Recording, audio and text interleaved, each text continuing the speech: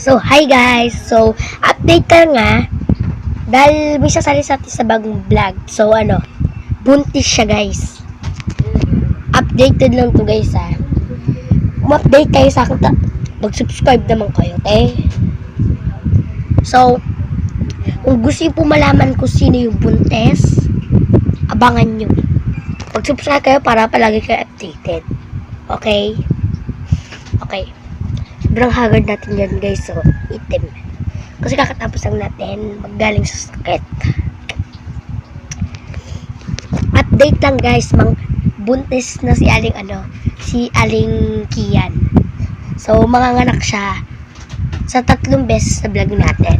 Okay? So, abangan. Abangan nyo guys. Mag-subscribe na. Subscribe. Go! Hulaan nyo nga kung sino sa 3 mabubuntis.